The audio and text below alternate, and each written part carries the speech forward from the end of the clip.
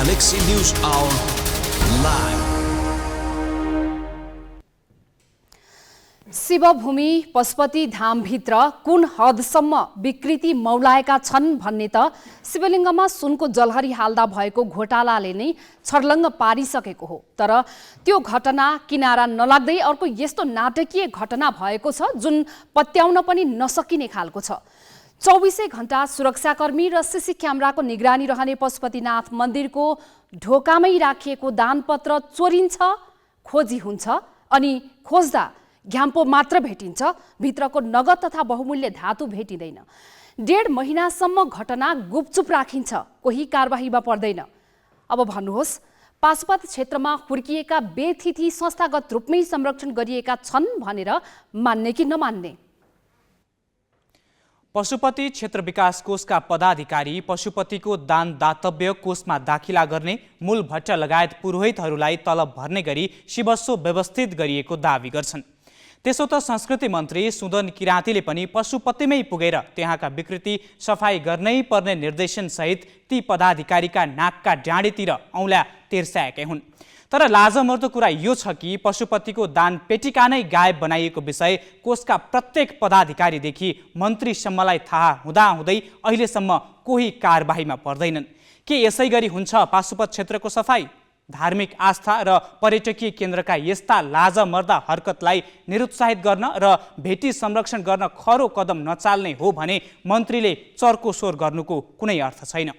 दर्शनार्थीले भेटी चढाइरहने, पशुपतिको आम्दानी अपहरण भइरहने र भक्तजनको दान दातव्य समेतको जगेर्ना गर्न नसक्ने हो भने किन चाहियो पशुपति क्षेत्र विकास कोष? किन गर्नु पर्यो पदाधिकारी नियुक्ति? ग्यालेक्सी न्युज आवरमा आज पशुपतिनाथको ढोकाबाट नाटकीय रूपमा चोरिएको दान पेटिका सम्बन्धी खोज सामग्री प्रस्तुत गर्नेछौँ।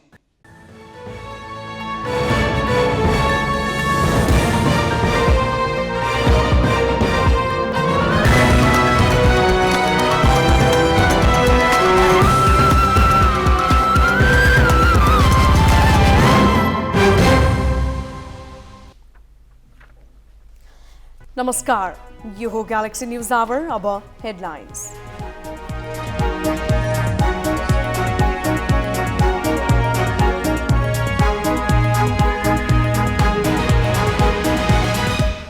प्रधानमन्त्री दाहाललाई तत्काल पक्राउ गरी जियान मुद्दा चलाउनु पर्ने मागमा सर्वोच्चले जारी गर्यो कारण देखाउ आदेश। जवाब दिन दाहाललाई 15 दिनको म्याद। उपराष्ट्रपतिको लागि उम्मेदवारी दर्ता भोलि। सत्ता गठबन्धन भित्रैका 3 दलको दाबी। जसपालाई दिने समझदारी प्रति जनमत र नागरिक उन्मुक्ति असहमत।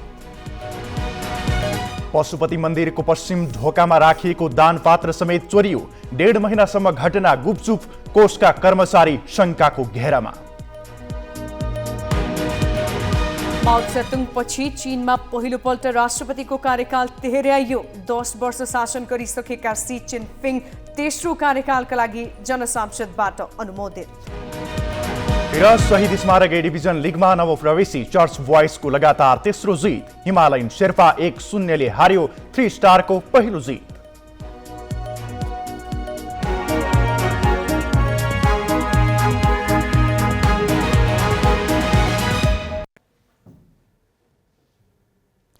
प्रधानमन्त्री पुष्पकमल दाहाल विरुद्ध सर्वोच्च अदालतमा दायर भएको रिटमा कारण देखाउ आदेश जारी भएको छ। न्यायाधीश ईश्वर प्रसाद खतिवड़ाको इजलासले आज दाहाललाई जवाफ दिन 15 दिनको म्याद दिएको छ। प्रधानमन्त्री दाहाललाई तत्काल पक्राउ गरी फौजदारी कसुरमा मुद्दा चलाउन माग गरिएको रिट निवेदन अनुसार किन कारबाही नगर्ने भनी अदालतले सोधेको छ। साथै यो रिट संवेदनशील विषयसँग सम्बन्धित भएकाले अग्राधिकार दिएर इजलासमा पेश गर्न पनि प्रशासनलाई आदेश दिएको छ। सशस्त्र द्वन्द्वका क्रममा मारिएका 17,000 मध्ये 5,000 जनाको आफूले जिम्मा लिने दाहालले 3 वर्ष अघि दिएको अभिव्यक्तिलाई लिएर गत मंगलबार रिट दायर भएको थियो। दाहालको त्यही अभिव्यक्तिलाई प्रमाणका रूपमा लिएर फौजदारी अनुसन्धान हुनुपर्ने रिट निवेदकहरूको माग छ। सुरुमा सर्वोच्च प्रशासनले राजनीतिक अभिव्यक्तिमा टेकेर पेश भएको निवेदन दर्ता हुन नसक्ने भन्दै दरपीट गरेको थियो। तर त्यस विरुद्ध परेको निवेदनमा न्यायाधीश खतिवड़ा र हरि फुयालको संयुक्त इजलासले दर्ता गर्न आदेश दिएको थियो। सर्वोच्चले यसमा अन्तरिम आदेश दिन भने अस्वीकार गरेको छ।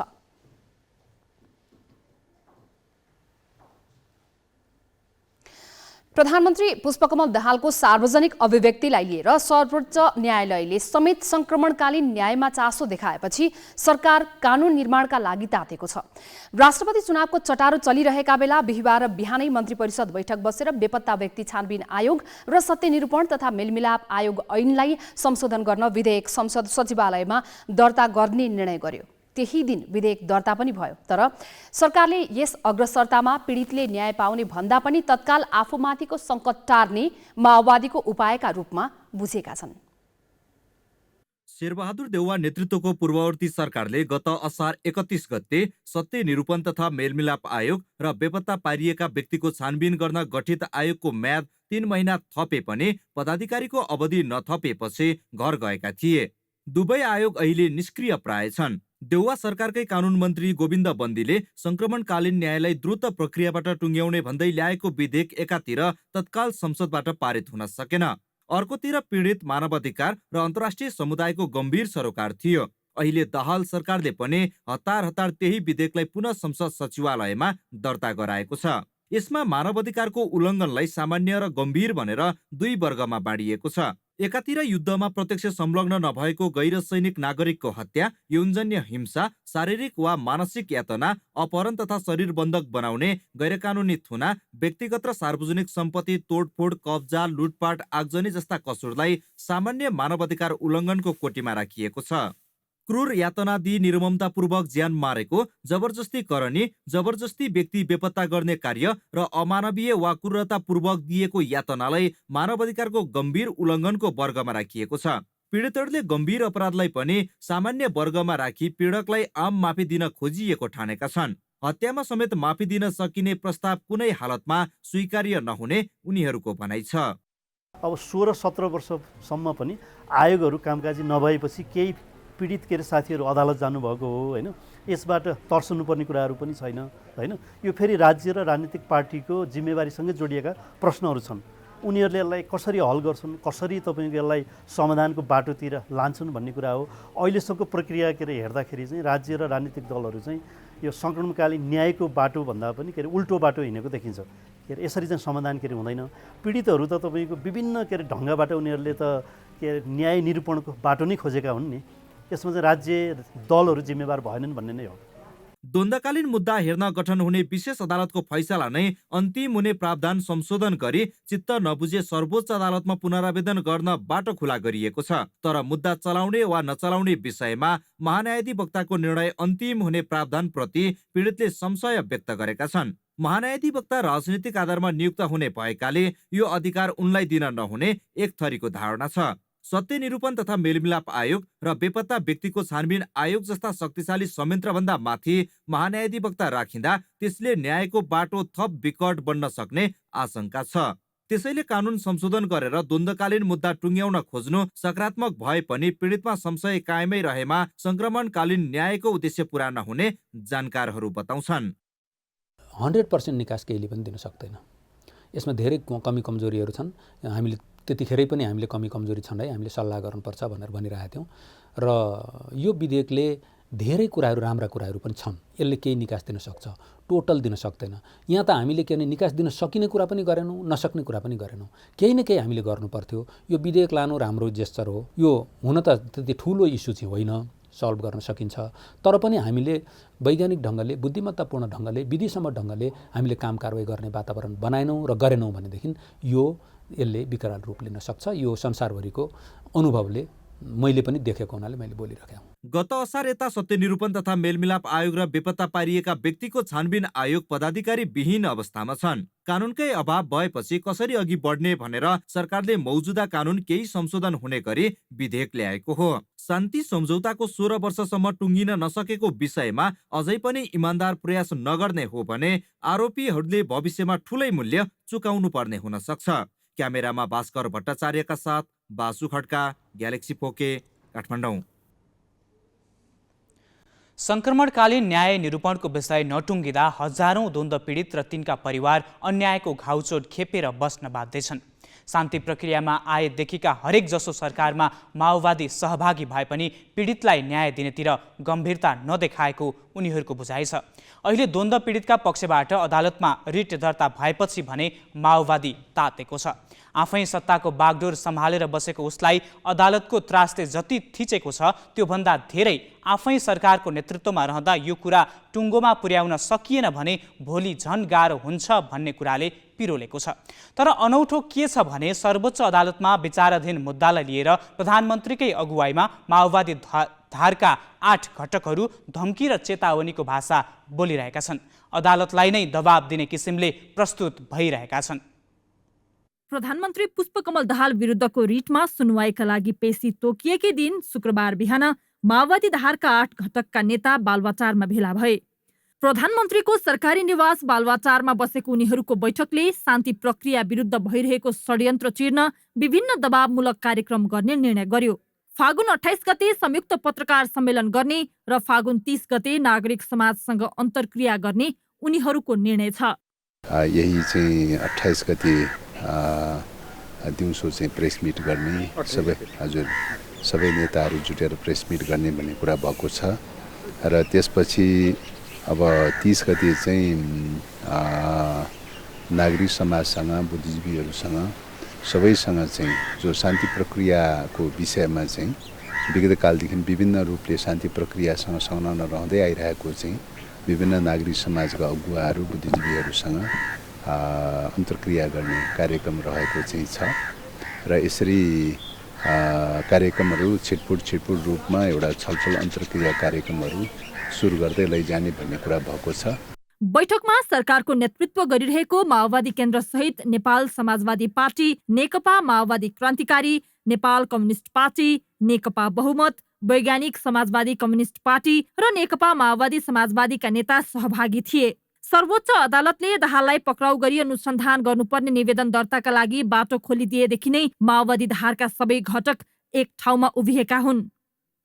द्वन्द्वकालीन मुद्दामा नियमित अदालतले चासो देखाउनु नै शान्ति प्रक्रिया विपरीत भन्दै उनीहरू विरोध र तीव्र प्रतिक्रियामा उत्रिएका छन्। अब उनीहरू मोर्चाबन्दी गरी अदालतमाथि दबाव सिर्जना गर्न विभिन्न कार्यक्रम नै गर्न उद्यत भएका छन्। सबै पक्षलाई विश्वासमा लिएर यो प्रक्रियालाई तार्किक निष्कर्षमा पुर्याउनुको सट्टा सत्तारूढ दल त्यसमाथि पनि प्रधानमन्त्रीकै अगुवाईमा अदालतमाथि दबाव सिर्जना गर्ने र अदालत विरुद्ध वक्तव्यबाजीमा उत्रिने कार्य कति उचित छ त?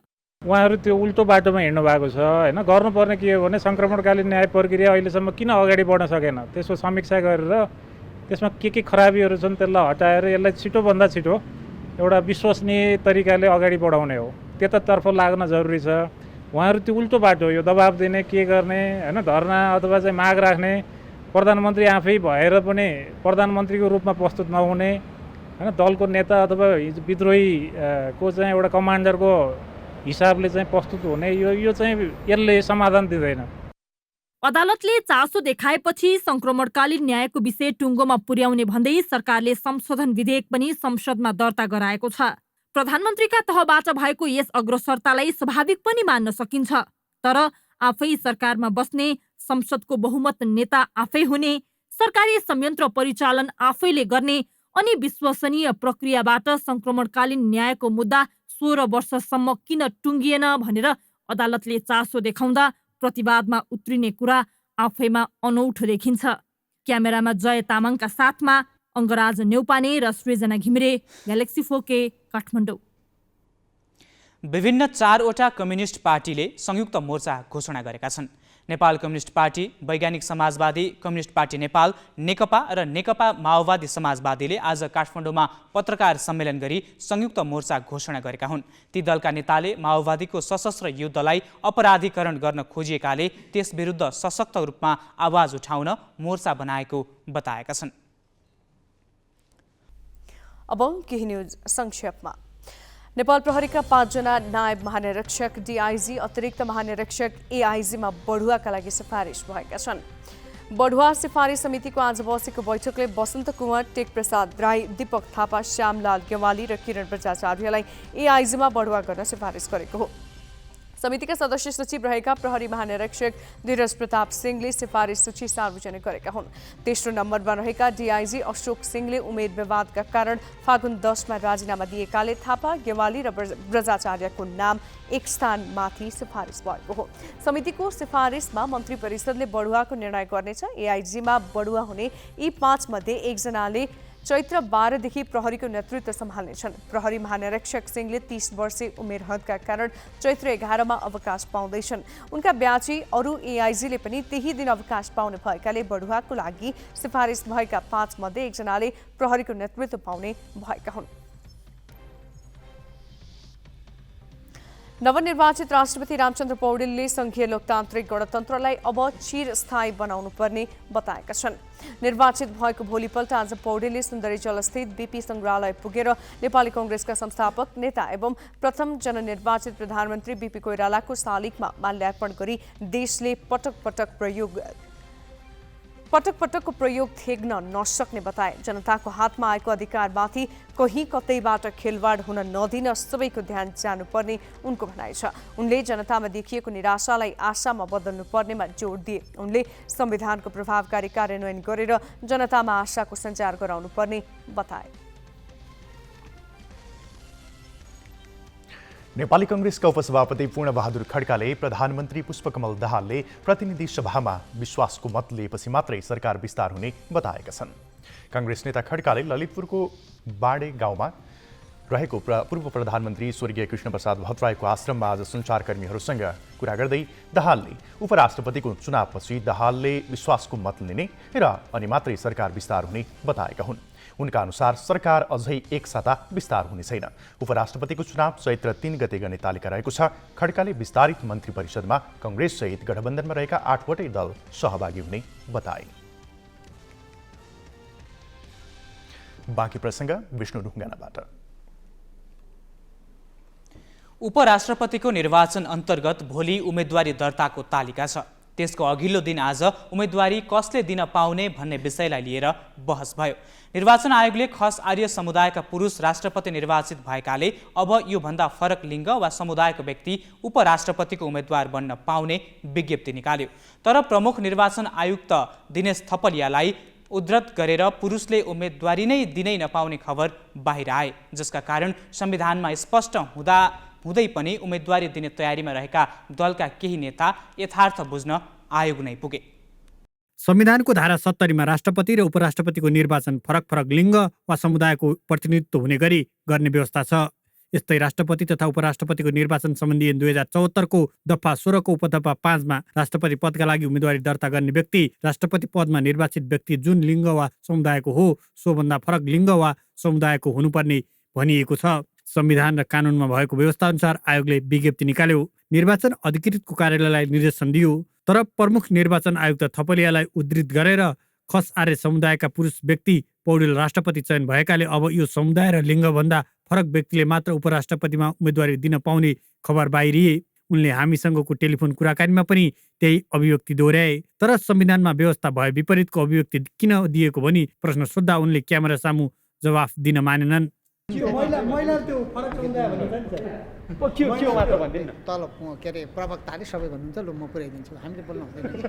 थपलियाको विवादास्पद अभिव्यक्ति बाहिरिएपछि खासगरी उपराष्ट्रपतिमा उम्मेदवारी दिने तयारीमा रहेका दल बढी तरङ्गित भए।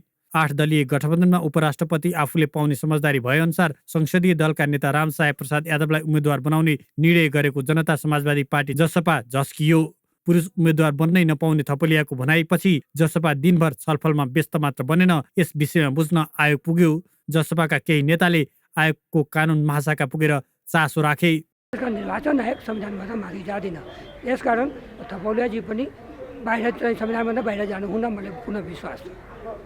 कानुन शाखाले चाहिँ तपाईँलाई के जवाफ दियो? अनि कानुन शाखाले पनि भेटे हामीले। कानुन शाखा पनि त्यही भन्नुभयो कि हामी संविधानभन्दा बाहिर जाँदैन, जे कानुनमा छ उहाँको कुरा त्यही लेखेर हामी पठाउँछौँ। उहाँको मतलब के भन्नुभयो? उहाँको मतलब फरक लिङ्ग र फरक समुदायको कुरा छ। अब फरक समुदायमा निश्चित रूपमा पहाडबाट खस आर्यबाट राष्ट्रपति हुनुभएछ रामचन्द्र पौडेलजी भने मधेसबाट तपाईँको उपराष्ट्रपति हुन्छ, या थारूबाट हुन्छ, यहाँ मुस्लिमबाट हुन्छ होइन। त्यसकारण अब फरक समुदायबाट हुन्छ। प्रमुख आयुक्त थपलियाले जे अभिव्यक्ति दिए पनि आयोगका प्रवक्ताले संविधान र कानुनमा भएको व्यवस्था उल्लेख गरी जारी विज्ञप्ति अनुसार नै उम्मेदवार दर्ता हुने प्रश्न पारेका छन्। अब हिजो मात्रै राष्ट्रपतिको निर्वाचन सम्पन्न भएको छ। अब भोलि उपराष्ट्रपतिको मनोनयन छ। उपराष्ट्रपतिको मनोनयनको सम्बन्धमा उपराष्ट्रपतिमा उम्मेदवारी दिने उम्मेदवारको योग्यताका सम्बन्धमा आयोगले निर्णय गरेर निर्वाचन अधिकृतको कार्यालयलाई निर्देशन पठाइसकेको छ र त्यो निर्देशनमा पनि अस्पष्ट केही भयो भने उहाँले फेरि पनि सोध्नुहुन्छ। आयोगले त्यसको पनि क्लियर गर्छ। आयोगको चाहना चाहिँ अब संविधानको स्पिरिट भावना बमोजिम बढीभन्दा बढी समावेशी होस् भन्ने हो। उपराष्ट्रपतिमा शनिबार बिहान 9 देखि अपराह्न 2 बजेसम्म उम्मेदवारी दर्ताको तालिका छ। जसपाले संसदीय दलका नेता यादवलाई उम्मेदवार बनाउने भएको छ। गठबन्धनको अर्को दल जनमत पार्टीले पनि उपराष्ट्रपतिमा ममता झालाई उम्मेदवार बनाउने निर्णय गरेको छ। गठबन्धनकै अर्को दल नागरिक उन्मुक्ति पार्टीले अध्यक्ष रञ्जिता श्रेष्ठ चौधरीलाई उम्मेदवार बनाउने निर्णय गरेकोमा उनले भने 45 वर्ष उमेर नपुगेकाले उम्मेदवारी दिन पाउने छैनन्। क्यामेरामा सुशील बास्कोटाका साथ अङ्गराज नेउपाने, ग्यालेक्सी फोकी, काठमाडौँ। यसैबीच हामीले नेपाली काङ्ग्रेसका उपसभापति पूर्णबहादुर खड्का र माओवादी केन्द्रका उपमहासचिव शक्ति बस्नेतलाई उपराष्ट्रपतिको निर्वाचनमा महिलाले मात्रै उम्मेदवारी दर्ता गर्न पाउने प्रमुख निर्वाचन आयुक्तको भनाइलाई कसरी लिने भनेर प्रश्न गरेका छौँ। निर्वाचन आयोगले विज्ञप्ति जारी गरेको छ। त्यो विज्ञप्तिमा पनि उहाँले आफै लेख्नु भएको छ फरक लिङ्ग वा फरक समुदाय भन्नुभएको छ। आज उहाँले पहिला जारी गरेको विज्ञप्ति त्यो विज्ञप्तिपछि अहिले फेरि प्रमुख आयुक्तज्यूको प्रेसमा बोलेको कुरा आयो भनेर प्रेसले निकाले। मैले हेरेँ उहाँहरूले निकाले विज्ञप्ति र अहिले प्रमुख आयुक्त बोल्नु भएको कुरा मिल्दैन र संविधानले गरेको व्यवस्था अनुसार फरक लिङ्ग वा फरक समुदाय भनेर प्रष्ट व्यवस्था गरिएको छ। फरक लिङ्ग वा फरक समुदाय भन्नाले अनिवार्य उपराष्ट्रपति महिला हुनुपर्छ अथवा राष्ट्रपति उपराष्ट्रपति महिला र पुरुष अलग अलग हुनुपर्छ भन्ने व्यवस्था गरिएको छैन। संविधानले फरक लिङ्ग वा फरक समुदाय भनेको छ। त्यो कुरा चाहिँ आयोगले अहिले भनेको कुरा जसले आएको छ प्रमुख आयोगले भनिएको कुरा त्यो चाहिँ संविधानसँग मिल्दैन। अहिले जारी भएको वक्तव्य त हाम्रो संविधान र कानुन अनुरूपै देखिन्छ। त्यहाँ महिला वा अन्य समुदायको अहिले निर्वाचित हुनुभएको सामान्य राष्ट्रपति जो हुनुहुन्छ अब खस आर्य समुदायको तर्फबाट र लिङ्गको हिसाबले चाहिँ पुरुष हुनुभयो। त्यो बाहेक भिन्न लिङ्ग वा समुदायको तर्फबाट प्रतिनिधित्व गराउनु पर्ने हाम्रो संवैधानिक जे व्यवस्था छ त्यही संवैधानिक व्यवस्था अनुसार नै वक्तव्य जारी भएको छ। वक्तव्यमा हेर्दा मैले समस्या देख्दैन। अब तपाईँले भन्नुभएको कुरा हो भने त्यो यो संविधान र यो वक्तव्यको भावना पनि विपरीत कुरा हो। त्यो यो वक्तव्यको आधारमा कसलाई के लाग्छ भनेर निर्णय गर्ने होइन र त्यही निर्णय लागू गर्ने कुरा त होइन नि त। संविधानले के भन्छ, कानुनले के भन्छ, हामीले फलो गर्नुपर्ने संविधान र कानुन हो। संविधान र कानुनले स्पष्ट शब्दमा विपरीत लिङ्ग वा समुदायको कुरा गर्छ। यो वक्तव्य स्वयंले पनि त्यही कुरा गर्छ। यो वक्तव्य स्वयंले पनि फेरि त्यही संविधानकै भावना बोकेको छ। अब होइन अहिले तपाईँले भनेको कुरा त यो संविधानको पनि खिलाफ, कानुनको खिलाफ, यो वक्तव्यको पनि खिलाफमा हुन्छ। अब त्यो कुरा त कसैको लागि पनि स्वीकार्य हुने कुरा त हुँदैन नि त। संविधान र कानुन प्रतिकूल व्याख्या। अब केही न्युज संक्षेपमा। भारतसँग सीमा जोडिएको दाङको 21 स्थानमा सीमा सुरक्षा चौकी स्थापना गरिने भएको छ। 4-4 किलोमिटरको दूरीमा सीमा सुरक्षा चौकी स्थापना गर्न लागि हो। 83 किलोमिटर दूरीमा फैलिएको दाङको खुला सीमा क्षेत्रमा नेपाल सशस्त्र प्रहरी बलको सीमा सुरक्षा फोर्स तैनाथ गर्न 21वटा सुरक्षा चौकी बनाउने निर्णय सरकारले गरेको हो। दाङको गढवा गाउँपालिका र राजपुर गाउँपालिकामा पर्ने सीमा क्षेत्रमा 5वटा बोर्डर आउटपोस्ट र 8वटा फरवर्ड बेस क्याम्प स्थापना भइसकेका छन्।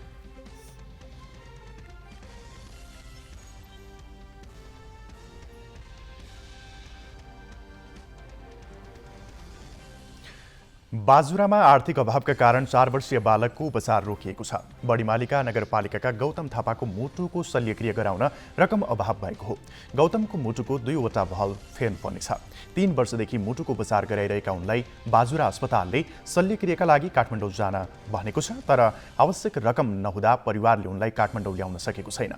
शहीद गङ्गालाल राष्ट्रिय हृदय रोग केन्द्रमा 15 वर्ष मुनिका बालबालिकाको निःशुल्क उपचार हुन्छ, तर औषधिको रकम भने बिरामी आफैले तिर्नुपर्छ। अस्पतालले उपचारमा 1 लाख रुपैयाँ लाग्ने जनाएको छ। बाँकी प्रसङ्ग स्मृति मल्लबाट। पवित्र पशुपति धाम हिन्दूहरूको आराध्य स्थल त हुँदै हो, धार्मिक सांस्कृतिक पर्यटनको केन्द्र पनि हो। पशुपतिनाथको दर्शन गर्दा र भेटी चढाउँदा पुण्य प्राप्ति हुन्छ भन्ने विश्वासले श्रद्धालुहरूले त्यहाँ राखिएका दानपेटिकाहरूमा गच्छे अनुसारको नगद तथा बहुमूल्य वस्तु समेत चढाउँछन्। तर श्रद्धालु भक्तजनले अर्पण गरेको शिवस्व नै पशुपतिमा चोरी हुन थालेको छ। यसपटक पशुपतिनाथ मन्दिरको पश्चिम ढोकाबाट भक्तजनले चढाएको सुन चाँदी भेटी लगायत दानदातव्य नै चोरी भएको छ। अझ आश्चर्यको कुरा त के भने भेटी हराएको 1.5 महिना बितिसक्दा पनि संलग्नलाई कारबाहीको दायरामा ल्याइएको छैन। पशुपति हिन्दू धर्मावलम्बीका निम्ति आस्थाको उच्चतम बिन्दु हो। दर्शनार्थीहरू धार्मिक क्षेत्र अपवित्र होला भनेर जुत्ता समेत फुकालेर मन्दिर प्रवेश गर्छन्। त्यही पवित्र धाममा लामो हात गर्नेहरूको बिगबिगी छ भन्दा तपाईहरूलाई अनौठो लाग्न सक्छ। पशुपतिको चारै द्वार अगाडि तामाको घ्याम्पो राखिएको छ। माथिल्लो भागबाट भेटी छिराउन मिल्ने बनाइएको घ्याम्पोमा भक्तजनले श्रद्धापूर्वक दान दक्षिणा चढाउँछन्। त्यसरी सुरक्षित तुल्याइएका चारै ढोकाका पेटीका मध्ये पश्चिमतर्फको घ्याम्पो माघ 14 गते बिहान एकाएक गायब भयो। तर हराएको दिउँसो मात्रै थाहा भयो। पशुपति क्षेत्र विकास कोषका अधिकारीका अनुसार प्रत्येक दिन मध्याह्न 12 बजे दान पेटिका खोलिन्छ। 24 घण्टाभित्र जम्मा भएको शिवस्व कोषमा दाखिल गरिन्छ। तर कोषका पदाधिकारीले खोल्नु अघि नै घ्याम्पो कसले गायब बनायो भन्ने अहिलेसम्म गुपचुप राखिएको छ। माघ 14 गते शनिबारको दिन हो। दिउँसोतिर घ्याम्पो हरायो भन्ने खालको खबर सदस्यज्यूलाई पुगेछ। छानबिन समितिले छानबिन गरिरहेको छ। त्यसले कुनै आग्रह पूर्वाग्रह बिना जुनसुकै कर्मचारीको होस्, सुरक्षाकर्मीको होस्, जसको होस्, अथवा त्यहाँ कोही पेसेवरै पनि हुन सक्ला हैन, त्यस्तो नियत, त्यस्तो त्यो भनौँ न उही पोलहरू भनौँ न, त्यस्तो कमजोरी ठाउँहरू पत्ता लगाएर त्यो गर्ने कोही बानी परेको व्यक्ति छ कि त्यस्ता चिजहरूको खोजी हुनुपर्छ भन्ने कुरा हाम्रो थियो। र सम्भवतः छानबिन समितिले पनि आग्रह पूर्वाग्रह बिना नै कर्मचारी होस्, सुरक्षाकर्मी होस्, अथवा अन्य कोही व्यक्ति होस् हैन, जसको संलग्न छ त्यो विषयमा चाहिँ छानबिन गरेको होला भन्ने मैले विश्वास लाग्छ। मन्दिर परिसर कोषको संस्कृति संरक्षण महाशाखाका प्रमुख गौरी पराजुलीको निगरानीमा हुन्छ। मन्दिर परिसरको सुरक्षार्थ नेपाल प्रहरीका निरीक्षकको नेतृत्वमा सुरक्षाकर्मी पनि खटाइएको छ। यतिले मात्रै निगरानी नपुग्ला भनेर मन्दिर परिसरभित्र सीसी क्यामेरा पनि जडान गरिएको छ। चारैतिर सुरक्षा तैनाथी र सीसी क्यामेराले निगरानी गरिरहेको ठाउँबाट दान पेटीका चोरी हुँदा कोषलाई अझै तातो लागेको छैन। यहाँसम्म कि सीसी क्यामेराको तारै काटेर घ्याम्पो भित्रको दान दातव्य चोर्दा र रित्तै घ्याम्पो फर्काएर पूर्ववत ठाउँमा ल्याएको घटना लुकाएर राखिएको छ। दान पेटीका चोरी भएको विषयमा तालुकवाला निकाय, संस्कृति पर्यटन तथा नागरिक उड्डयन मन्त्रालयले छानबिन समिति बनाएको छ। मन्त्रालयले कोषका सञ्चालक परिषद सदस्य देवी प्रसाद बराल संयोजक रहेको 7 सदस्य छानबिन समिति गठन गरेको थियो। समितिले अनुसन्धान सकेर पर्यटन मन्त्री सुदन किराँतीलाई प्रतिवेदन बुझाउँदा पनि दान पेटिकामा लामो हात गर्ने को हो भनेर कारबाही गरिएको छैन। अझ आश्चर्य कुरा त छानबिन समितिले घ्याम्पो गायब हुनु र दान पेटिका लुटिने घटना पहिलो पटक नभएको निष्कर्ष समेत निकालेको छ। अहिले त्यहाँ कार्यरत कर्मचारीहरू आफ्नो पोल खुल्ला भनेर तैचुप मैचुपको अवस्थामा छन्। बदमासीमा संलग्नलाई कारबाही गर्न असहयोग गरिरहेका छन्।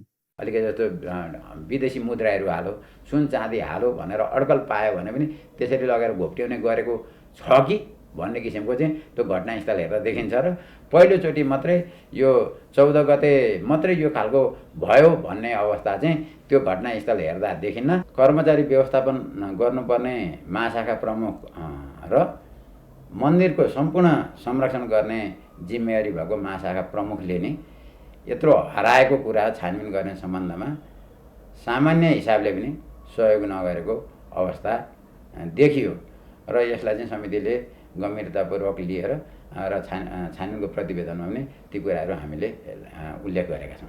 करिब 1 महिना लगाएर अनुसन्धान गरेको समितिले मुख्य महाशाखा प्रमुख गौरी पराजुलीलाई किटान गरेको छ। ग्यालेक्सी फोकेलाई प्राप्त जानकारी अनुसार पराजुली मातहतमा हुने कर्मचारी र सुरक्षाकर्मी यस घटनामा संलग्न रहेको छानबिन समितिले औँल्याएको छ। पशुपति मन्दिरमा कति समयदेखि यस्तो कृत्य हुँदै आएको हो र कोषको आय कति गुमेको छ भन्ने एकैसाथ भन्न सकिन्न। दान पेटिकामा भक्तजनले सुन, चाँदी, डलर र नेपाली पैसा खसालेको प्रष्ट देखिन्छ। प्राय घ्याम्पोमा सुन वा यस्तै बहुमूल्य वस्तु खसालेका बेला घ्याम्पो हराउने गरेको छ। यस्ता घटनाको पुनरावृत्ति भइरहेकाले संलग्नलाई कारबाहीको दायरामा ल्याउन जति ढिला हुन्छ त्यति नै उनीहरूको मनोबल बढी नै रहन्छ। पशुपति क्षेत्र विकास कोषले यो घटनालाई सामान्य रूपमा नआँकेर यस्ता गम्भीर प्रकृतिका घटनाहरू पुनः नदोहोरिनका लागि प्रतिबद्धता त व्यक्त गर्नुपर्छ नै। यो घटनामा को सामेल भए भन्ने कुरा सार्वजनिक पनि हुनुपर्छ र सोही बमोजिम कारबाही पनि हुनुपर्छ। क्यामेरामा योगेश लामाका साथमा मिलन बुढाथोकी, पवित्र पाशुपत क्षेत्र, काठमाडौँ। स्वतन्त्र विद्यार्थी युनियन सोभियु निर्वाचनको मिति जति नजिकिँदो छ, क्याम्पसहरूमा अराजक गतिविधि उति नै बढ्दो छ। विवाद चर्किएर कतै आगजनी भएको छ भने कतिपय क्याम्पसले निर्वाचन प्रक्रिया अगाडि बढाउन सकेका छैनन्। विद्यार्थी संगठनले कतै आफूले भने अनुसार नभएको भनेर क्याम्पसमा तालचा लगाएका छन्। चैत 5 गतेका लागि तय सोभियु निर्वाचन अन्तर्गत शुक्रबार विद्यार्थी संगठनलाई मनोनयन पत्र वितरणको तालिका थियो, तर कतिपय क्याम्पसमा पूर्व निर्धारित तालिका अनुसार काम भएन। वीरगञ्ज स्थित ठाकुराम बहुमुखी क्याम्पसमा मतदाता नामावलीलाई लिएर विद्यार्थी संगठनले आगजनी गरे। आगजनीका कारण मनोनयन पत्र वितरण हुन सकेन। क्याम्पसले मतदाताको अन्तिम नामावली पनि प्रकाशन गर्न सकेको छैन। पोखरा स्थित पृथ्वीनारायण क्याम्पसको निर्वाचन कार्यालयमा विद्यार्थीले तालचा लगाइदिएका छन्। मतदाताको नाम टुङ्गो नलाग्दै नामावली सार्वजनिक गरेको भन्दै अखिल क्रान्तिकारी छैटौं, अखिल क्रान्तिकारी संयुक्त लगायत विद्यार्थी संगठनले निर्वाचन कार्यालयमा तालाबन्दी गरेका हुन्। विद्यार्थी संगठनहरू बीचको विवादका कारण काठमाडौँको त्रिचन्द्र क्याम्पसमा मतदाता नामावली नै प्रकाशन हुन सकेको छैन। यी केही प्रतिनिधिमूलक उदाहरण हुन्। निर्वाचनको मिति नजिकिएसँगै क्याम्पसहरूमा अराजक गतिविधि बढेका छन्। ती गतिविधिमा विद्यार्थी संगठनले एकले अर्कामाथि दोष लगाएर आफूलाई पानीमाथिको ओभानो देखाउन खोजिरहेका छन्। फेरि पनि नेभी सङ्घले जित्न सक्ने सम्भावना प्रबल देखिएका कारणले गर्दा अखिल लगायत अखिल क्रान्तिकारी विद्यार्थी सङ्गठनहरूले पराजित मानसिकताका साथ चुनावबाट उनीहरू भाग्न खोजिरहेको अवस्थामा यो चाहिँ नामावली प्रकाशन, यो मतदाता नामावली प्रकाशन गर्नमा उनीहरूले रोक लगाएका छन्। कुनै जुनसुकै कलेजमा पनि कमजोर सङ्गठनले विवाद गर्ने हो। जुन सङ्गठन कमजोर छ नि त्यो सङ्गठनले विवाद गर्ने हो। यहाँ भनेको हाम्रो अन्रासोभी भनेको बलियो सङ्गठन भइरहेछ। यसका निमित्त यहाँ कुनै पनि विद्यार्थीले यहाँ विवाद गर्यो, यो क्याम्पसमा चुनाव हुन नदियो, यसमा कुनै पनि नराम्रा गतिविधि गर्यो भने त्यसको पहिलो एक्सन अन्रासोभीले लिन्छ। यो कलेजमा जसरी भए पनि चुनाव गर्न हामी प्रतिबद्धताका लागि अगाडि बढेका छौँ। क्याम्पसहरूमा सोभियु चुनाव नभएको लामो समय भयो। 2073मा नगर्ने केही क्याम्पसमा मात्र भएको थियो।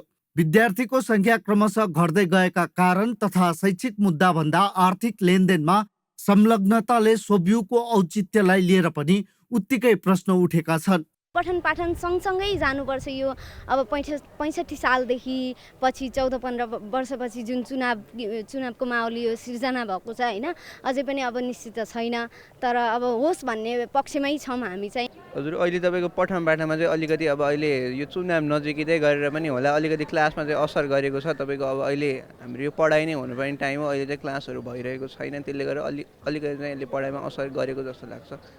त्यसो त विद्यार्थी संगठनभित्र उम्मेद्वार कसलाई बनाउने भन्ने विषयलाई लिएर विवाद बढेको छ।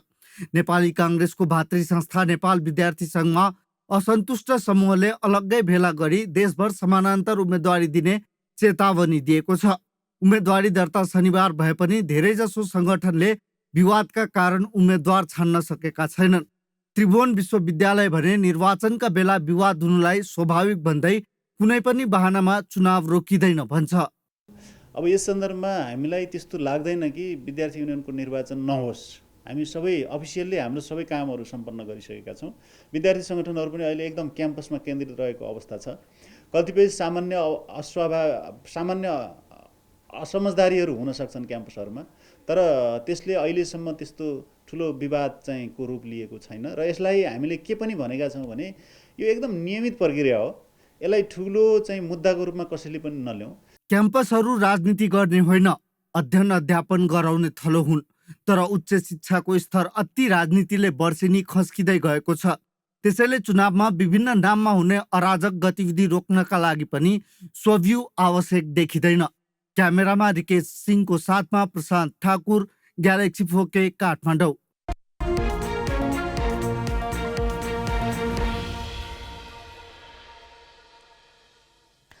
सहकारी क्षेत्रका समस्या समाधानमा सरकार गम्भीर नभएको भन्दै सहकारी सञ्चालकहरूले आन्दोलनका कार्यक्रम सार्वजनिक गरेका छन्। सहकारी सञ्चालकहरूले आज काठमाडौँमा एक कार्यक्रम गरी चरणबद्ध आन्दोलन घोषणा गरेका हुन्। 4.5 खर्ब आकार भएको सहकारी क्षेत्र सङ्कटमा पर्दा सहजीकरणको साटो उल्टै समस्या थोपरेको उनीहरूको गुनासो छ। देशमा देखिएको आर्थिक मन्दीको मारमा सहकारी पर्दा संरक्षणको साटो राज्यले उल्टो पेल्ने काम गरेको सञ्चालकहरूको भनाइ छ। ऋण असुलीमा राज्यले सहजीकरण गर्नुपर्ने, तरलता सङ्कट समाधानमा राज्यले कोषको व्यवस्था गर्नुपर्ने तथा ब्याजदर खुला बजारको तजबिजमा छाड्नुपर्ने लगायत 13 बुँदे माग पनि उनीहरूले अघि सारेका छन्। नियमन अभावका कारण केहीमा सहकारी सिद्धान्त विपरीत सञ्चालकहरू नै आर्थिक अपचलनमा संलग्न भए पनि उनीहरूमाथि कारबाही र नियमनमा सरकार उदासीन बनेको सहकारी कर्मीहरूको आरोप छ। देशको अर्थतन्त्रमा योगदान दिने सहकारी क्षेत्र सङ्कटमा पर्दा अर्थतन्त्र नै जोखिममा पर्ने भएकाले सरकार गैर जिम्मेवार बन्न नहुने उनीहरूको धारणा छ। 900 मेगावाटको माथिल्लो कर्णाली जलविद्युत आयोजना 15 वर्षदेखि भारतीय कम्पनी ग्रान्धी मल्लिकार्जुन राव अर्थात् जीएमआरको कब्जामा छ। जीएमआरले वित्तीय स्रोत जुटाउन नसक्दा यो आयोजना बन्ने नबन्ने अनिश्चित छ। आयोजना निर्माणका लागि म्याद थप्ने सरकारको निर्णय सर्वोच्च अदालतले रोकेपछि थप अन्यल सृजना भएको हो। 2071 साल असोजमा भएको परियोजना विकास सम्झौतामा 2073 साल असोजभित्र वित्तीय स्रोत जुटाउने उल्लेख छ। स्रोत व्यवस्थापन गर्न नसकेको जीएमआरलाई तत्कालीन प्रधानमन्त्री द्वय पुष्पकमल दाहालले 2074 सालमा र शेरबहादुर देउवाले 2075 सालमा एक वर्ष म्याद थपिदिए। परियोजना विकास सम्झौता भएको मितिबाट 7 वर्षभित्र आयोजना सक्नुपर्ने सम्झौतामा उल्लेख छ। तर हालसम्म लगानी नजोड्दा निर्माण कार्य सुरु नै भएको छैन। निर्माण कम्पनीले केही स्थानीयलाई अपुरो मुआब्जा दिएर आयोजना क्षेत्रका रुख कटान गर्न थालेकोमा स्थानीयले चिन्ता व्यक्त गरेका छन्। छैन अब उनीहरूले विशेष गरी मेन कुरो अब समितिको साथीहरूले जीएमआरले यिनीहरू त काट्ने यिनीहरू दुईटा पक्ष हुन् नि, यिनीहरूले यो समय कुन समय अवधिमा काट्नु पर्थ्यो त्यो ध्यान दिनु पर्थ्यो। पहिला कुरो अब बर्सातमा खोला कर्णाली अब यो लगभग यहाँ पहिला पनि आएको, यहाँभन्दा पहिला पनि धेरै, अनि अहिले त झन् अब त्यस्तो अस्ति अब त्यत्रो ठुलो बाढी आयो 5 दिनसम्म लगातार। यसले गर्दा तपाईँको अब यो उनीहरूले काटिहाल्थे, मासतिर राखिदिनु पर्थ्यो सुरक्षित ठाउँमा। अब यहाँ तपाईँ यो सल्लेरीको पनि नोक्सान भयो, कालिका समुदायको अझ ज्यादा नोक्सान भएको देखिन्छ। 2079 साल असार 31 मा बसेको मन्त्री परिषद बैठकले 2 वर्ष परियोजनाको अवधि थप्ने निर्णय गर्यो। तर उक्त निर्णय कार्यान्वयन नगर्न भन्दै 2079 कार्तिक 17 मा सर्वोच्च अदालतले अन्तरिम आदेश जारी गरेको छ। सर्वोच्चको आदेशपछि आयोजना निर्माण थप सङ्कटमा छ। आयोजना निर्माणका लागि अछामका 3वटा सामुदायिक वनको 131 हेक्टर र दैलेखका 2वटा सामुदायिक वनको 121 हेक्टर गरी 252 हेक्टर वन क्षेत्र 25 वर्षका लागि उपलब्ध गराइएको छ। आयोजनाले वन क्षेत्रका 26,633 वटा रुख कटानको स्वीकृत पाएको डिभिजन वन कार्यालय दैलेखले जनाएको छ। अप्पर कर्णाली प्रभावित क्षेत्रमा चाहिँ जम्मा रुख सङ्ख्या यो कालिका सामुदायिक वनमा 2134 को जम्मा 41,379 क्युफिट काठ र सल्लेरी चौरको चाहिँ 859 रुख सङ्ख्या विभिन्न जातको, साज, साल, हल्दु यस्तो जातको चाहिँ लगायतका विभिन्न जातको 859 वटा रुख र सोबाट उत्पादन हुने 11,651 क्युफिट काठ चाहिँ फर्टिलाइज भएको छ। र सोमध्ये कालिका सामुदायिक वनको 2134 वटा रुखहरूमा बाट 41,379 क्युफिट काठ चाहिँ उत्पादन हुने कटान भइसकेको छ। सामुदायिक वनले कालिका सामुदायिक वनले उक्त कटान चाहिँ सम्पन्न गरिसकेको अवस्था छ। बाँकी सल्लेरी चौर सामुदायिक वनको चाहिँ कटान सुरुवात भइसकेको छैन। सेतो सुनको उपमा पाएको आयोजना निर्माणका लागि 1 खर्ब 16 अर्ब रुपैयाँ खर्च हुने अनुमान छ। सरकारले 27% शेयर पुँजी र 108 मेगावाट विद्युत निशुल्क पाउने सम्झौतामा उल्लेख छ। तर 15 वर्षदेखि निर्माण कम्पनीले काम नै नगरी नदी होल्ड गर्दा प्रभावित क्षेत्रका बासिन्दाले शास्ति भोग्दै आएका छन्। यसतर्फ तालुदार निकाय चुनाको नबने आयोजना थप समस्याग्रस्त बन्ने निश्चित छ। ग्यालेक्सी फोकेका लागि दैलेखबाट भक्तबहादुर साईको रिपोर्ट। हवाई नीति 2063मा धनगढी विमानस्थललाई क्षेत्रीय विमानस्थलको रूपमा विकास गरिने उल्लेख छ। नीति बनेको पनि 16 वर्ष भयो। दैनिक 1600 भन्दा बढी यात्रुले धनगढी विमानस्थल भएर ओहोर दोहोर गर्ने गरेका छन्। कहिले चुनाव ताका त कहिले सरकार फेरबदल हुँदा जिम्मेवारी पाएका मन्त्रीले सस्तो लोकप्रियताका लागि धनगढी विमानस्थल यस्तो रणनीतिको कुराको चर्चा गर्न छोड्दैनन्। हवाई नीति अनुरूप नै विमानस्थललाई निर्माण गरिने भन्दै पटक पटक गुरु योजना निर्माण गर्ने बाहेकका कामले हालसम्म गति लिन सकेको छैन। विराटनगर, पोखरा, भैरुवा, नेपालगञ्ज र धनगढी विमानस्थललाई क्षेत्रीय हब विमानस्थलको रूपमा विकास गर्ने गरी नीति बनेको 16 वर्ष भयो। सोही नीतिमा समावेश भएका पोखरा र भैरुवा विमानस्थल अन्तर्राष्ट्रिय विमानस्थलमा परिणत भए।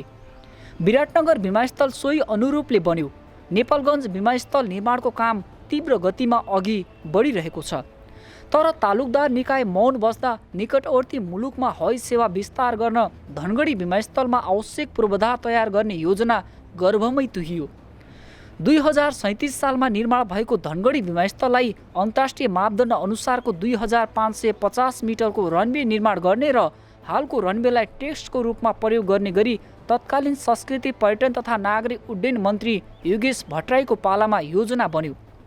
प्रेम आले मगरको पालामा पनि विमानस्थल निर्माणका लागि बनाइएको गुरु योजनालाई नागरिक उड्डयन प्राधिकरणको सञ्चालक समितिले स्वीकृत गर्यो। 2078 पौष 27 गते बसेको मन्त्री परिषदको बैठकले समेत विमानस्थलका लागि आवश्यक जग्गा अधिग्रहण गर्ने निर्णय गर्यो। विमानस्थल वरपरका स्थानीयलाई जमिनको उचित मुआवजा दिलाउने कुरामा स्थानीयलाई विश्वस्त पारिएको थियो। चित्त बुझ्दैन तबसम्म न तपाईँहरूको जग्गा चाहिँ सरकारको नाममा आउँछ न केही हुन्छ। खालि तपाईँहरूले उहाँलाई कन्सल्टेन्सी जो टिम आएको छ उहाँहरूले सर्वे गर्नुहुन्छ। यसमा तपाईँहरूले पनि मद्दत गर्नुहोस्, सहयोग गर्नुहोस्। तपाईँहरूलाई उचित क्षतिपूर्तिको व्यवस्था मिलाउनेछु भन्ने विश्वास दिलाउँदै आज यस महत्त्वपूर्ण कार्यक्रममा हाम्रो धनगढी विमानस्थलका प्रमुख जिल्ला अधिकारीज्यू, हाम्रो एसपी साहबहरूले जुन यो तपाईँहरू सङ्घर्ष समितिका साथीहरूले जुन यो कार्यक्रमको आयोजना गरेर तपाईँहरू हामी बिचमा एउटा चाहिने छलफलको वातावरण पनि भएको छ। यो विषयमा म गम्भीरतापूर्वक मैले लिएको छु। धनगढी विमानस्थलसँग 83 बिघा जमिन मात्र रहेकाले विमानस्थल निर्माणका लागि आवश्यक पर्ने 258 बिघा जमिन अधिग्रहण गर्न 14 अर्ब बढी बजेट लाग्ने अनुमान गरिएको छ। गुरु योजना अनुसारको आवश्यक बजेटका सन्दर्भमा सरकारले अर्थ मन्त्रालयसँग आग्रह गर्दा मन्त्री परिषदबाटै स्वीकृत गरिएको गुरु योजनामा सम्भाव्यता अध्ययन गर्ने शीर्षकमा अर्थ मन्त्रालयले बजेट समावेश गरेपछि विमानस्थल निर्माणले गति लिने कुरामा अन्यल थपियो। जग्गा अधिग्रहण गर्ने नाममा नागरिक उड्डयन प्राधिकरणले गत आर्थिक वर्षमा 1 अर्ब बजेट विनियोजन गरेकोमा अहिलेसम्म कुनै काम हुन सकेको छैन। मुआवजा वितरणमै बजेट अभाव देखिएपछि विमानस्थल निर्माणको चर्चा अहिले पुनः सेलाएको छ। धनगढी विमानस्थललाई चाहिँ क्षेत्रीय विमानस्थलको रूपमा चाहिँ विकास विस्तार गर्ने भन्ने र गत वर्ष नेपाल सरकारले एउटा गुरु योजना पास गरेको थियो र त्यसै अनुसार जग्गा अधिग्रहण गर्ने भनेर चाहिँ निर्णय गरेको थियो। तर हामीले यो बजेट अभावले गर्दाखेरि चाहिँ त्यो कार्यक्रमहरू अगाडि बढाउन सकेनौँ।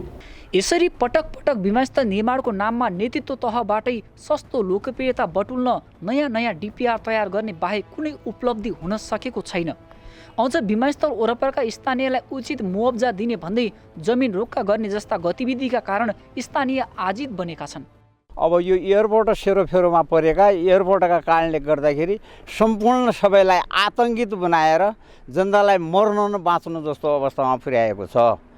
र अर्को अब अहिले कुनै समस्या मान्छेको घरमा कोही बिमारी हुँदा आफ्नो भएको सम्पत्तिलाई बेचबिखन गरेर पनि इलाज गरौँ भन्दा न ब्याङ्कले लिन्छ न कुनै बिक्री गर्दा कुनै किन्ने मान्छे आउँछ। यो हो हल्लाको कारणले गर्दाखेरि सम्पूर्ण जनताहरूलाई यति ठुलो पीर मार्का परेको छ। यो भन्न त दैवले पनि त्यति दुःख पीडित नदिया होला। के गर्नु भने सरकार निकायले राम्रोसँग गरिदिनु पर्यो। यहाँ त एरिया यहाँसम्म गर्न पाउनुहुन्न भनेर धमाधम काम गरेर अहिले नभए पनि यहाँसम्मको एरियासम्म गरेर तोकेर हामी ढुक्क हुन्छ हाम्रो व्यवस्था गरिदिनु पर्यो।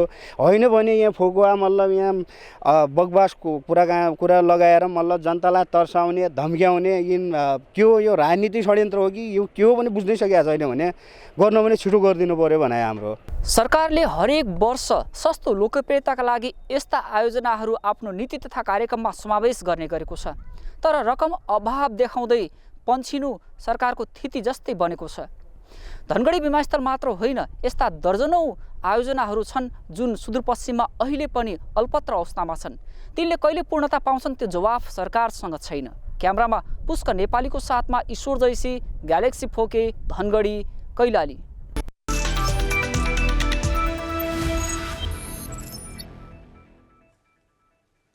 आइसिसी क्रिकेट विश्वकप लिग 2 अन्तर्गत त्रिदेशीय श्रृङ्खलामा पपुवा न्युगिनीले युएईलाई 56 रनले हराएको छ। त्रिवी मैदान कीर्तिपुरमा आज पहिले ब्याटिङ गरेको पपुवा न्युगिनीले निर्धारित 50 ओभरमा 9 विकेट गुमाएर 246 रन बनायो। सेसेबाउ 81 रनमा अभिजित रहे। आयन अफजल खानले सर्वाधिक 3 विकेट लिए। 247 रनको लक्ष्य पछ्याएको युएई 42 ओभर 2 बलमा 190 रनमा समेटियो। ओपनर मोहम्मद वासिमले 41 रन जोडे। अन्य खेलाडी क्रिजमा टिक्न सकेनन्। रिले हेकुरेले 3 विकेट लिए। हारपछि युएईको शीर्ष 3 मा रहँदै सोझै विश्वकप छनौट खेल्ने सम्भावना समाप्त भएको छ। उसको एक दिवसीय मान्यता पनि जोखिममा परेको छ। उसले लिगको शीर्ष 5 मा रहेर एक दिवसीय मान्यता जोगाउन बाँकी 3 खेल जित्नुपर्नेछ। नवप्रवेशी क्लब चर्च बोयज युनाइटेडले शहीद स्मारक ए डिभिजन लिगमा लगातार तेस्रो खेल जितेको छ। दशरथ रङ्गशालामा आज भएको खेलमा चर्च बोयजले हिमालयन शेर्पा क्लबलाई 1-0 गोलले हरायो। चर्च बोयजको जितमा आशिष चौधरीले गोल गरे। उनले पहिलो हाफमा गरेको गोल खेलमा निर्णायक बन्यो। मैदानको मध्यभागबाट एरिक बेस्टले दिएको लामो पास सदुपयोग गर्दै आसिफले गोल गरे। यो जितपछि चर्च बोयज 9 अङ्कसहित शीर्ष स्थानमा छ। जारी लिगमा पहिलो हार बेहोरेको हिमालयन शेर्पासँग 4 अङ्क छ।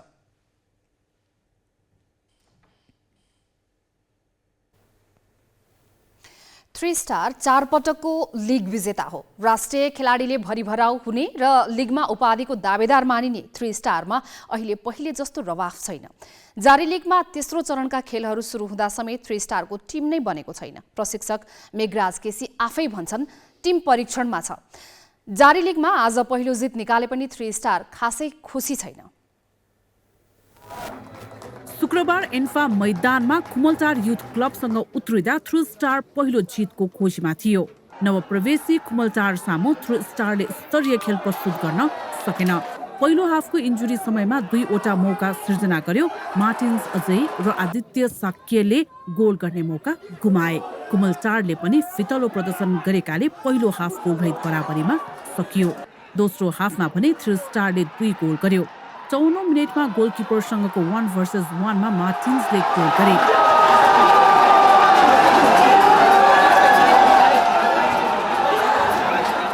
82 मिनेटमा मार्टिन्सले नै सुन्दर गोल गरेपछि थ्री स्टार 2-0 ले विजयी भयो।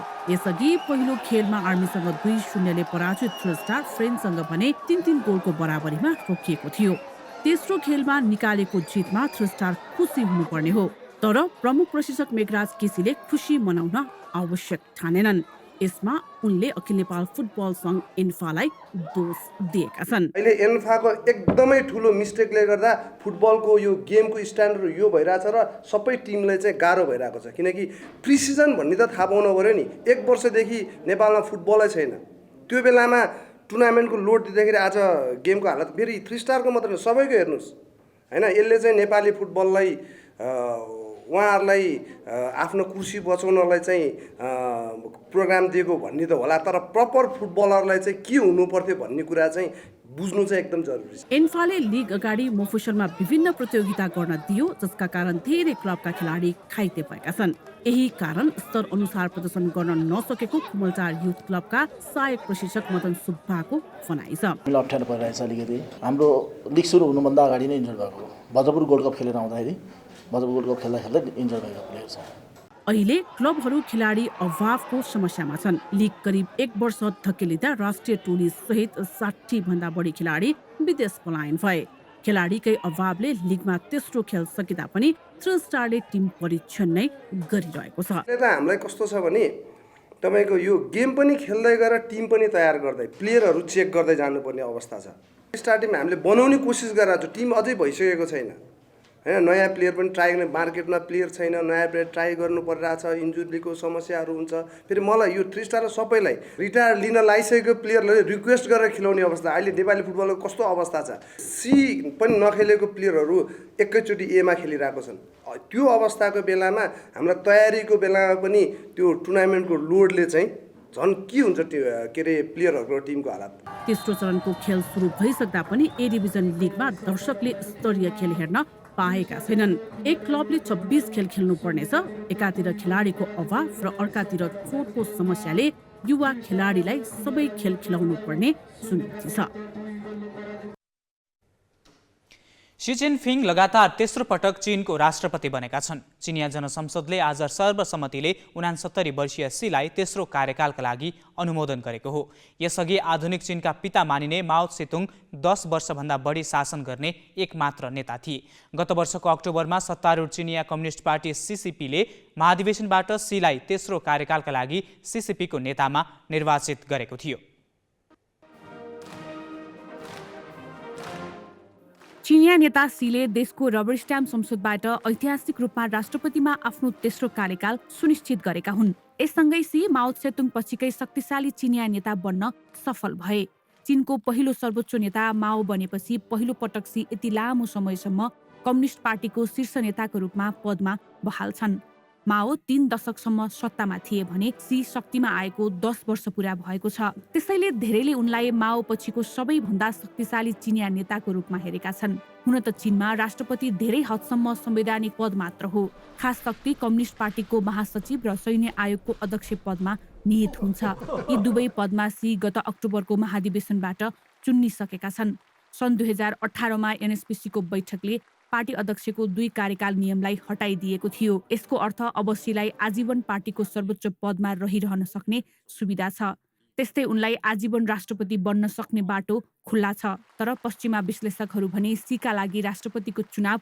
औपचारिकतामा सीमित भएको बताउँछन् आउँदो 5 वर्षमा सीले कोभिड महामारीले सङ्कटमा पुर्याएको अर्थतन्त्र उकास्ने अमेरिकासँगको प्रतिद्वन्दिता व्यवस्थापन गर्ने र ताइवान समस्या हल गर्ने जस्ता कठिन चुनौतीको सामना गर्नुपर्ने अवस्था छ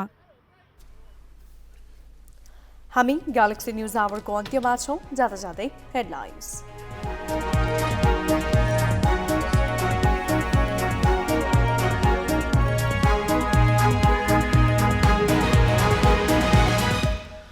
प्रधानमन्त्री दाहाललाई तत्काल पक्राउ गरी ज्यान मुद्दा चलाउनु पर्ने मागमा सर्वोच्चले जारी गर्यो कारण देखाउ आदेश जवाब दिन दाहाललाई 15 दिनको म्याद उपराष्ट्रपतिको लागि उम्मेदवारी दर्ता भोलि सत्ता गठबन्धन भित्रैका 3 दलको दाबी जसपालाई दिने समझदारीप्रति जनमत र नागरिक उन्मुक्ति असहमत पशुपति मन्दिरको पश्चिम ढोकामा राखिएको दान पात्र समेत चोरियो 1.5 महिनासम्म घटना गुपचुप कोषका कर्मचारी शङ्काको घेरामा माओ त्से-तुङपछि चीनमा पहिलोपल्ट राष्ट्रपतिको कार्यकाल तेह्र्याइयो 10 वर्ष शासन गरिसकेका सी जिनपिङ तेस्रो कार्यकालका लागि जनसंसदबाट अनुमोदित र शहीद स्मारक ए डिभिजन लिगमा नवप्रवेशी चर्च बोइजको लगातार तेस्रो जित हिमालयन शेर्पा 1-0 ले हार्यो 3 स्टारको पहिलो जित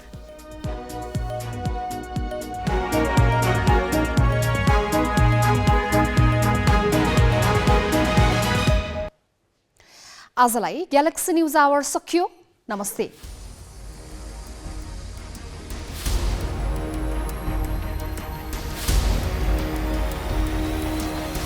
This is Galaxy News Hour live.